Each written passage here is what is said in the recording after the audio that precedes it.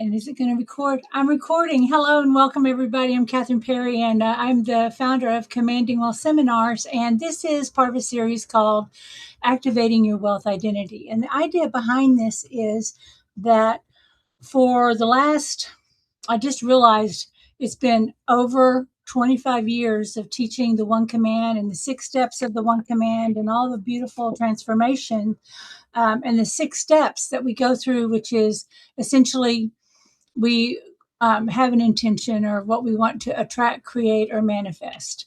Next, we format the one command that we want to stay. And then so we go through a grounding, we close our eyes, we go up to theta, and then we state our one command. Then we expand out to an idea even greater. It serves more good in its fulfillment. We receive in gratitude. And then as it's unwinding and rewinding the programming, what we're actually talking about is brain plasticity. Your neurals, connectors are literally unwinding and rewinding to allow the new program in and to integrate it into your new reality, neuroplasticity. That's what we're actually doing. So then once you've done the command, this brings you into a new awareness because you've released whatever the tension or the block is around the situation. Then I always end the process with, now is the 7th step, aligned action. And I'm going to confess, I have had some difficulty really communicating what that is in an effective way, usually because I was sharing my own experience. And basically it was, hey, what's going to solidify this is that you take action as quickly as possible on what it is that you are wanting to manifest so that you can align the energy to your intention and then take that action. And then that will create the path. One, it puts you on a new timeline, but then this starts giving you feedback. And a lot of times it's an instant manifestation. The thing that we didn't talk about is what's happened is you have a new identity. The moment you made that command and made the decision to no longer operate according to your own belief system, your habits and protocols, and even your identity, you opened up a new timeline. This is the old self, this is your new self. And in order for you to really get onto this new timeline, you have to be a new person who's having new thoughts, taking new action.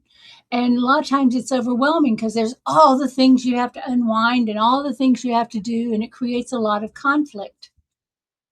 So what do? We wind up collapsing back into the old familiar ways. And there's a short time that our consciousness has not completely shifted into the new reality. And so we have to take aligned action. But sometimes we have to remember that our identity and our habits, this is, our neurology has been configured to support. Oh my gosh.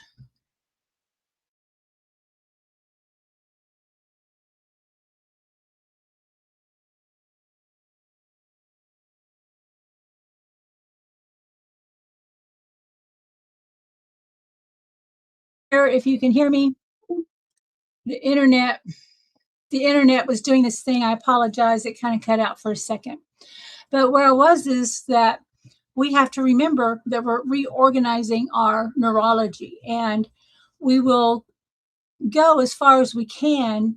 And it takes some time to get yourself reoriented into this greater state of being and learn to have a new conversation with your own higher self, your own greater intelligence, rather than that small, fearful part of yourself that was built in the past. That's what we're talking about with the one command. And this is the missing piece, and it's the identity shift. And what we're going to be doing in these next few weeks, it's everything to help support you in your new goals. Last week, we kind of kicked off with just having a new thought and how to start organizing your routine. And I gave a lot of teaching and some strategy, But this week, I want to bring it, dial this down a little bit more so that you can work with your own energy body. Okay. Now, once I introduced that idea last week, I always laugh because if there's something I want to teach, I somehow put myself through the teaching at an extreme level.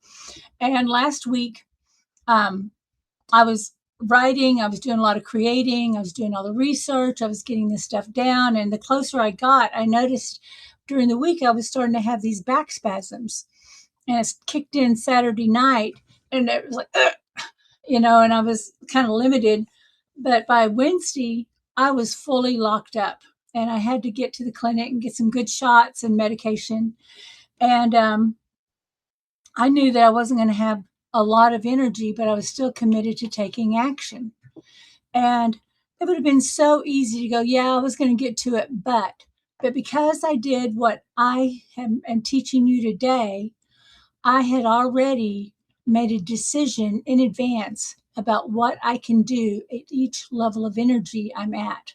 Because, I was telling a client today, we are not these young bros who can, suck monster drinks and eat Cheetos all night and drive ourselves and work ourselves like we could in our 20s. And everybody assumes that anytime there's anything you want to do, that you're always at 100% regulation, you have 100% bandwidth, you're at 100% your physical peak, that you've got a completely open calendar and you have no responsibilities other than to get the project done. I'm going to be honest, usually it's men and young people that have that luxury.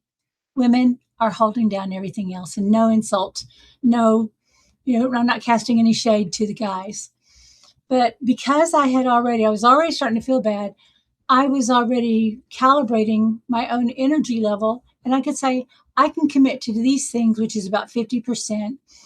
The day after my going to the doctor, getting the shots, having kind of still a fitful night, a lot of pain. I didn't sleep good. Next day I was lethargic.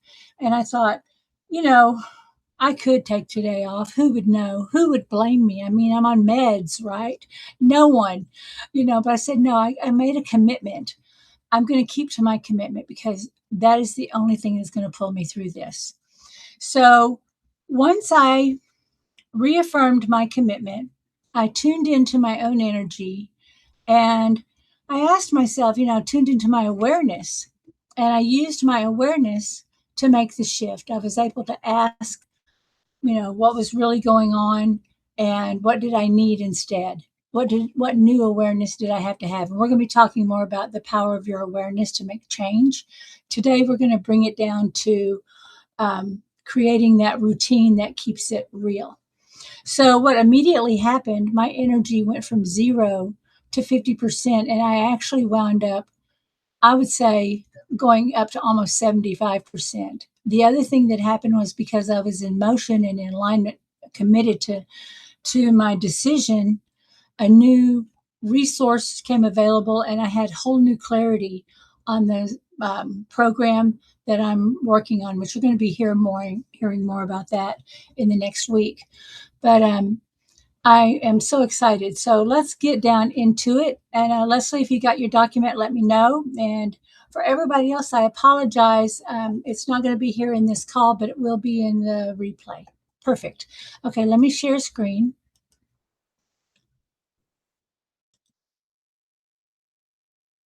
And if this needs some editing, I'm going to confess that the last minute I looked at what I had and said, it's too much. Let's bring this down a bit.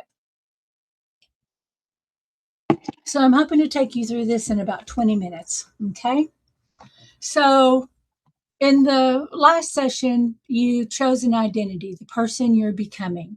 Now, when we talk about that, we go, hey, I want to manifest $1,000.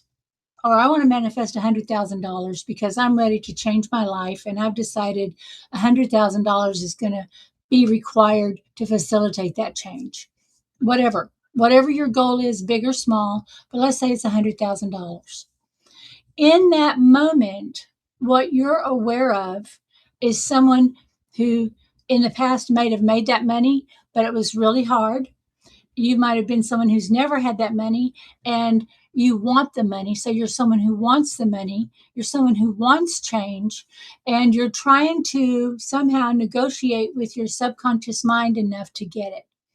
The identity shift is I've made the decision that this is how I want to live in the world. This is how I want to be. And in order to support that, I'm commanding $100,000 because I'm someone that once I make a decision, I can create and fill every need. Completely different internal positioning. When you have these two different positions, that opens up a whole new set of questions. And we did that. And so, what we talked about more is the importance of making the decision in advance to do that and to start structuring your day around that. The example I gave was if you've made the decision that you want to lose, let's say 50 pounds, one, you've made the decision to do it. And then two, you've got to shift your behavior.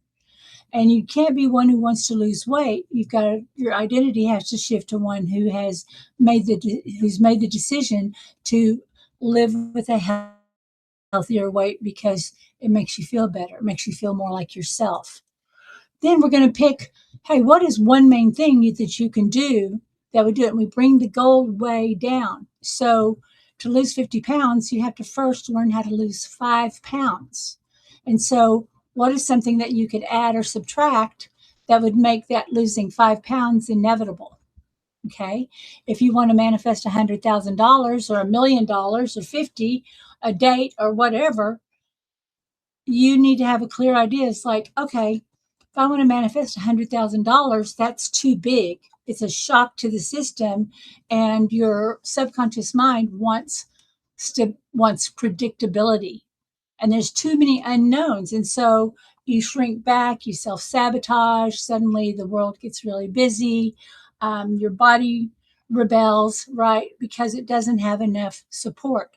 So you've got to bring it down. With my one client who wanted to triple her income, I had to bring her down into actions that created her first $5,000, even though she has made higher commissions and hit a big goal before. Her neurology was not matching. And so it was, what do you need to do in order to generate $5,000 in income for you as quickly as possible? In fact, what action can you take that will make it inevitable for you to create that first $5,000? And she said, oh, I need to have more conversations. I said, well, how many are you having now? And she said, none. I said, well, how many conversations a week do you have to get a listing? She said 5 or 6. I said, does that feel doable to have 5 or 6 real conversations with people about what, changes they're going through and what they may be needing in the, now or in the future? And she said, that is like ridiculous that I haven't done that so far. Right? So that felt doable, but the next week she felt derailed and she was judging herself and being harsh. Well, what happened was, even just thinking about that new goal shook her up so much that she really didn't know how to regulate her emotions. And I taught her how to do the piece that I'm going to be sharing with you. So the key concept is we're going to build a routine that makes it real. And remember, the routine's not a full schedule. It's a short, repeatable sequence that protects your core action. Now, it can be something as small as making, if the morning is your best time or the evening is your best time, you're going to commit to whatever time of day that you're at your best. For me, if I can commit to it early in the morning, if I can get it done before noon, I can do probably most of my day. But I do have this period in the evening that I've got about an hour or two that I'm kind of organizing and thinking about stuff. So that's a good follow-up time, but it's not a good time for me to do sessions. So I'm really aware of my capacity and my energy at different times. And this is the missing piece for a lot of people. They are not aware of their own habits or their capacity or their energy levels at different times of the day. So first, we're just going to think about, as we're doing this, I'm going to be interjecting some questions just to kind of guide your thinking. Okay. But what we're going to be doing is a short, repeatable sequence. The other thing is we're inserting it to something you're already doing. So When I realized I needed to work on rebuilding my focus because I'd been spent too much time on social media, YouTube, and especially TikTok, it blew my ability to focus and hold attention. And so I tuned in and said, I need to increase my ability to work for an hour or more at a time and stay on track. So the first thing I did was I said, I'm going to commit to reading, but if I just read silently, I read so quick, I don't absorb it. So I started reading a chapter a day out loud. And that kept me on track and that kept my focus. And what did that do? That aligned my mind, my voice, my intention, my energy all got directed one point for a good 15 to 20 minutes. Then I said, when am I going to do this? I don't really have time. I said, every morning I have tea and a little meditation. So after tea, after meditation, before my shower, I'm going to put in the reading. So I'm already inserting it. Do you like my finger puppets? I'm inserting it into a habit I already have. And so attaching it to a routine I have seems to be the key to me. And now I'm finding I'm replacing, and I'm not having the withdrawal, and I'm not having the judgment. I'm not shaming myself. Okay. So here's the foundation that I want to teach. Your identity leads behavior, and action stabilizes momentum. And I think this is pretty self-explanatory. But if you are someone who wants to, we're going to say, attract, create, manifest $100,000. Your identity of someone who wants it, the behavior that you might do is you're going to watch a lot more videos, you're going to buy a lot of programs, and you may or may not take them. You may try to do more affirmations and visualizing, but all of those are going to be limited to your self-identity. Okay. So when you make the decision that, I'm tired of being that version of myself, and I've made the decision that who I want to be is the person that is living life this way. And because of who I am, these are the assumptions I can make, right? That I'm someone who has the ability and the energy and the brain power, and I have the support. I have everything I need in order to fulfill it. That's who I am. And then I remember maybe some of my stories, kind of like I always tell the story about when David went to go slay Goliath in the Bible. They said, listen, you're just a kid. You're too new. You can't do this. Right. And he says, well, I killed the lion. I was a shepherd, and I killed the lion and I killed the bear. And I know I protected my tribe, and I was able to, we had a bad winter, and I got my sheep to safety. I can do, just like I did that, I can do this. The other part of the story is they tried to put the king's armor, somebody else's armor, and somebody else's strategy on David. And he said, no, let me find my own tools. And that's what you're doing here. You start remembering your courage, your strength, your wins, and then you dig deep into getting your own tools. And then as you start taking action and you get feedback from that action, then that's what creates momentum. So you need to know this. One, you're not going to feel consistent. Your energy is going to fluctuate. Just accept that that's true. Okay. Your job isn't to feel like doing it. In fact, you're going to have greater success when you do it. I mean, just think about, I worked many years on the job, and really hard physical jobs. And there were days I woke up feeling like complete crap, and I had no choice but to go in and work. And usually within 30 minutes of getting after the shower and getting into work and getting into the routine, the fever would break, or suddenly I would feel better because I was focusing on what was in front of me. This is what's going to happen for you. Your job isn't to feel like doing it. Your job is to act consistently at the level you have available. And if you have that, please circle this here, because this is what we do. And so your identity will lead, routine stabilizes, and the action builds trust within yourself, but also brings in the compounding effect. Even if you just improved your life 1% every day, where do you think you would be in a year? if you just worked on your goal, like maybe you haven't been able to work on it except for 1 hour a week. What if you just said, okay, I'm going to keep the 1 hour, but I'm going to add 5 minutes a day? How much closer do you think you're going to be to your goal? That's the way you've got to think. You've got to do work at whatever level you're able to. So, routine is not the full schedule, it's the short, repeatable sequence that protects your core action. So, what I mean by routine, because it matters, at the last class, or maybe now, you're making a decision. There's something you want to create or change. And once that decision's made, certain actions will become non negotiable. And you have to really own that. For me, I realized that I have this group, and because I realized there was a shift, I pulled back and I just kind of went internal and I did some deep thinking and I just kind of let that winter dreaming happen. But I was not consistent in my commitment to my group, where I had set up this group to be a leader. And I said, the one thing I need to do is show up as the leader I know that I am, so that I can fulfill my commitment to these people who are committing their time, money, energy, right? I have a soul agreement with you, and I have to say the very minimum is I have to show up. And I'm starting with these calls. That's where I'm starting with the level I'm able to. And then every day I'm having a smaller commitment. I'm having to retrain myself from a new position to be in relationship with you guys. Okay. So once that decision's made and those actions become non-negotiable, but not everything, just the core actions that move you towards fulfillment. And the routine is like the framework that protects those actions.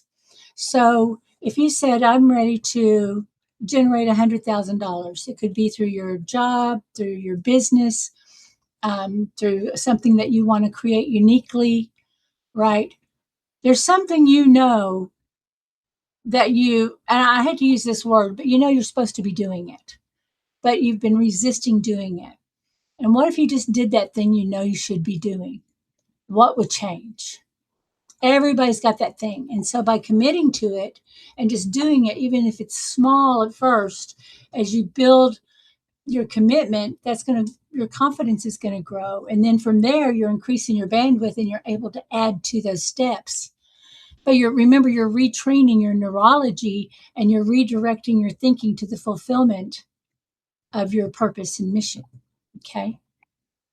So let me get back to where I was.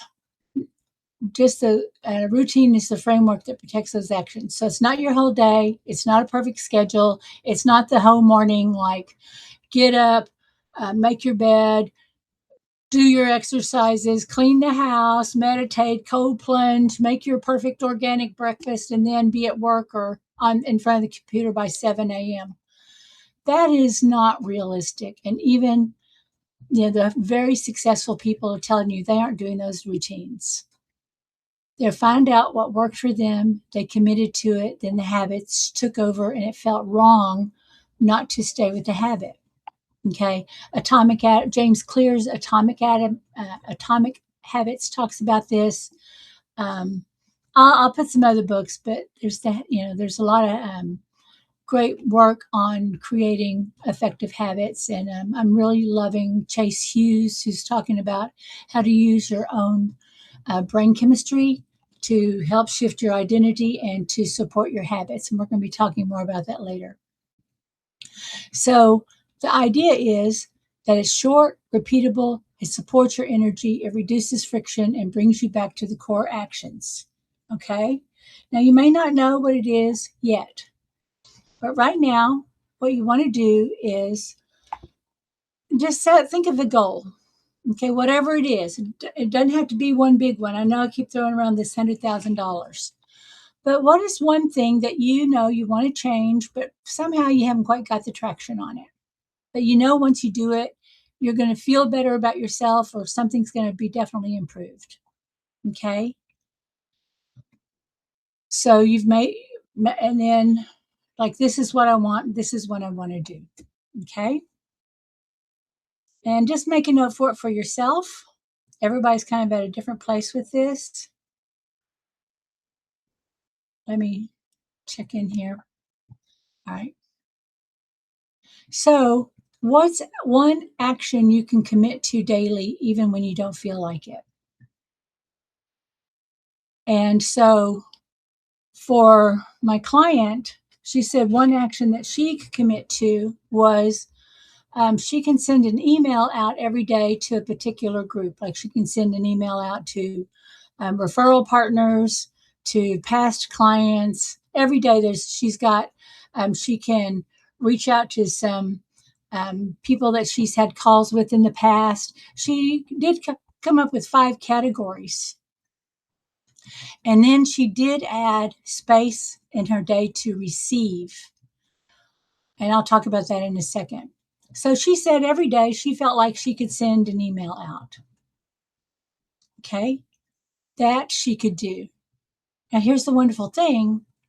Once you establish that and you know what the emails are, who you're sending to, and what the sequence is, don't you think it'd be easier to get those 5 emails set up in like your CRM and get those preloaded, and then it's off your plate, and that commitment's already fulfilled, and then you can take the next action because then she has that time to respond, right?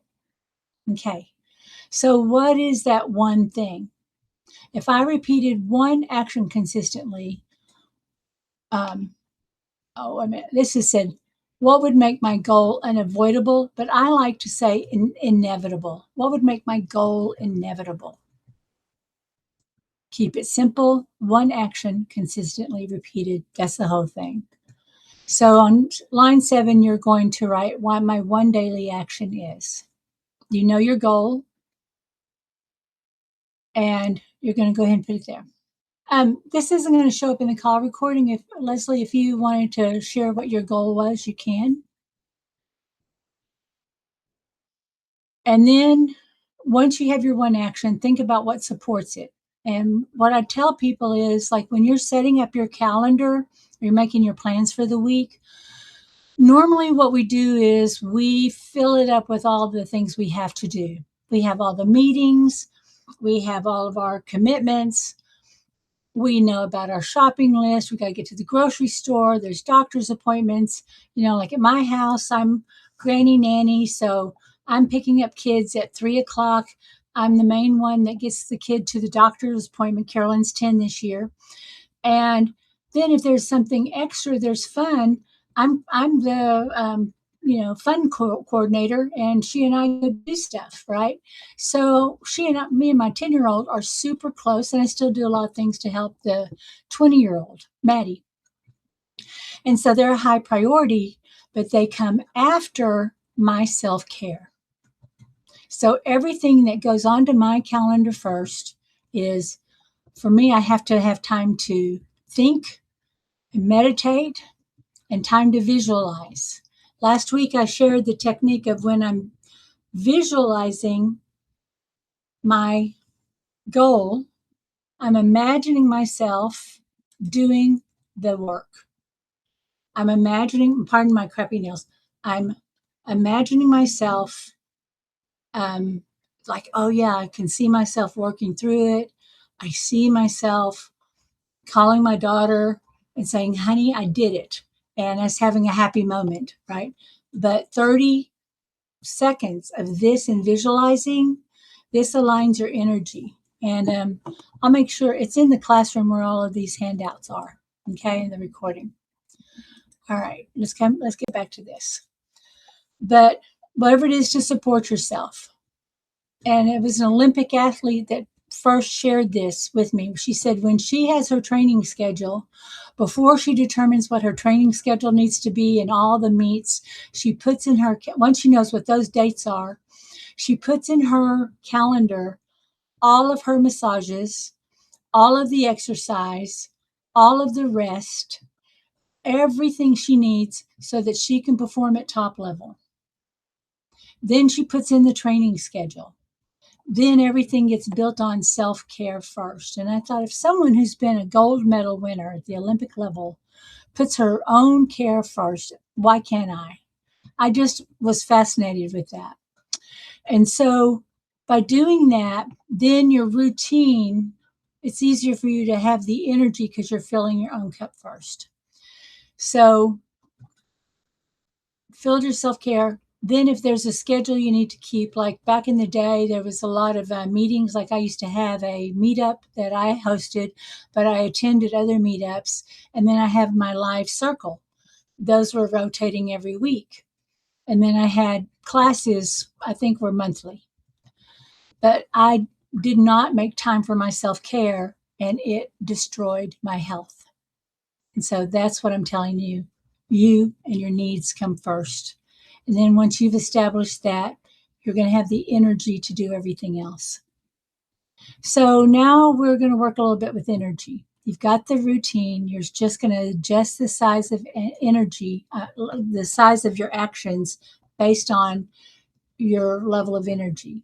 And this is what makes it sustainable. Remember, you're choosing something that you can keep, not something that you can impress yourself with. I mean, a lot of times it does feel so good to make the plans and do the vision board and do all the, like get all that structure. But your brain thinks, oh, we did it.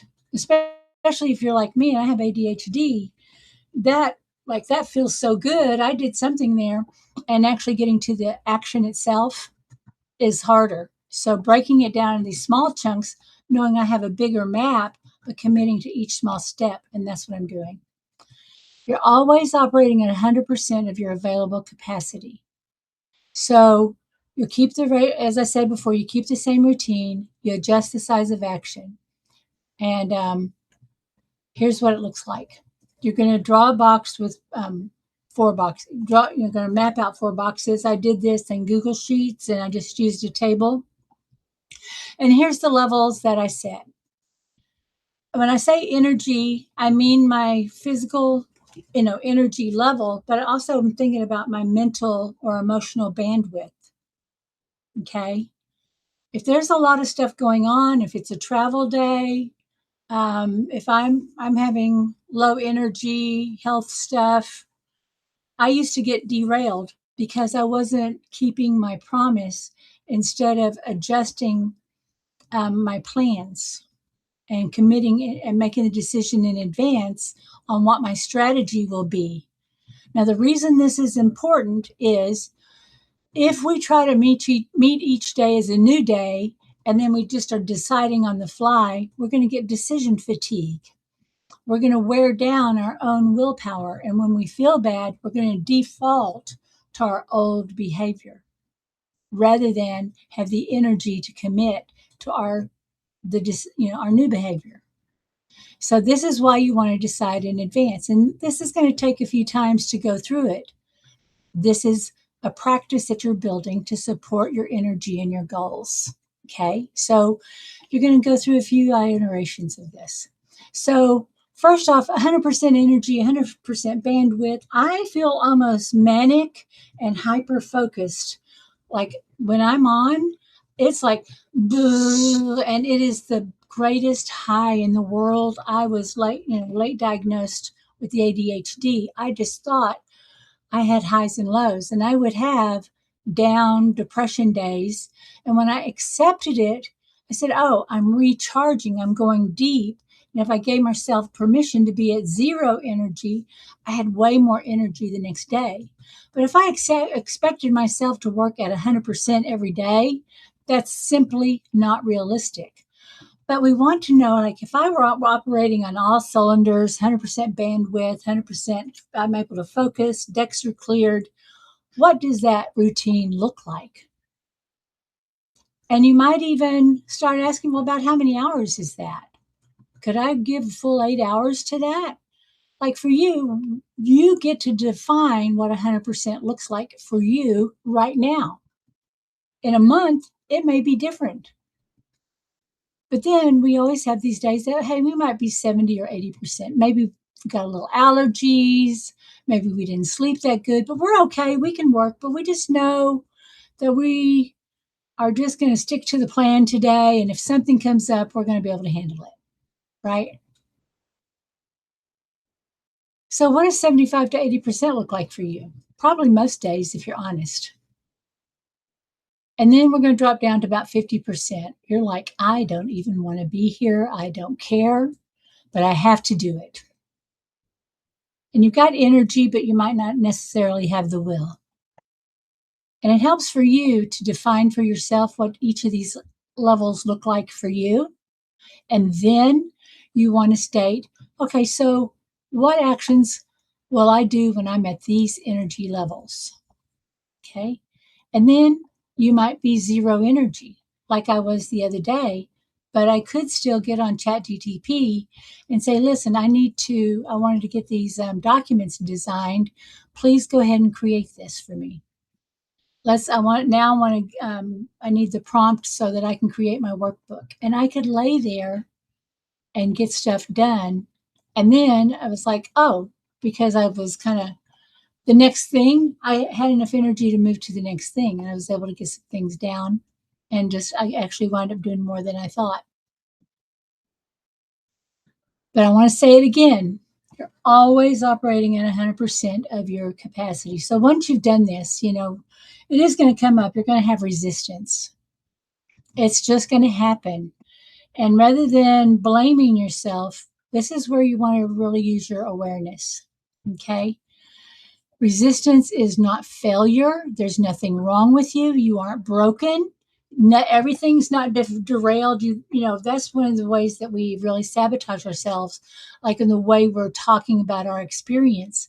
And it's usually really, it's twofold, because on one hand, it feels like, well, it's not my fault. There was all this stuff outside of myself, but all this stuff happened and it was my fault and I should have done better. Right. So you have this self-blame and shame, and then you've got this feeling out of control and, kind of mad and it's wobble. It's a wobble. So we're going to use the awareness process, and you're just going to notice, name what you notice. Hey, I'm noticing resistance. I'm noticing I don't feel good. I notice that I'm having some doubt. Like the other day when I got up and wasn't feeling good, my first thoughts were, no one wants this. Why am I trying? I'm stupid. And I said, oh, that's the ghost in the machine. That's none. I don't believe any of that's true, but I'm noticing these excuses and these bad thoughts are coming up. Okay. I'm going to be in my awareness. You have probably heard me say in the past, like, hey, my awareness of feeling bad doesn't feel bad. My awareness of resisting isn't resisting. My awareness of doubt isn't doubting.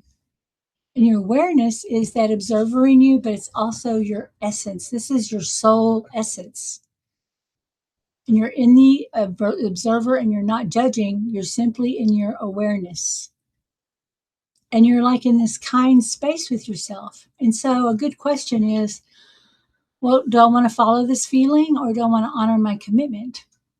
Because maybe you need to spend some time examining, and that's important. But that can also be part of your resistance, is like, oh, I better take some time and process this, rather than simply honoring your commitment. And you got to try it both ways. What I was delighted to find out was the more I honor my commitment, my goals are honored. It's like the universe hears and feels that commitment, and like signs and wonders start following. So many amazing stories. But then I want to come back to, okay, I'm making a decision to honor my commitment. And then I'm going to go back. It's like, what is the smallest thing I can do today? And I'm just going to take one step. As soon as you make that commitment, a lot of times, if it's just what I used to call a firm 5 minutes of doing something, time expands and you wind up doing a little more. But if you did nothing more than that firm 5 minutes of action, or you sent that one email, or you spent time in meditation, or, you wrote down that day what you were planning to eat if you're wanting to lose weight, or you returned to your log and you said, oh, I'm going to prepare all my meals today. Something small. What's going to happen? The energy will start following, but then you're going to start feeling good. And then that gives you the feedback of that good feeling completed. Okay. So these are the basic steps. And I just want to get your feedback, thumbs up, or if you want to type in the chat bar. Was this helpful? Is this something you feel like that you can do for yourself? This is going to be posted in the classroom, and there will be a notice going out, and you'll be seeing the handout, and I think I have an infographic with it. But I'm going to be doing these calls every Friday at this time, and this is my commitment for the rest of the year.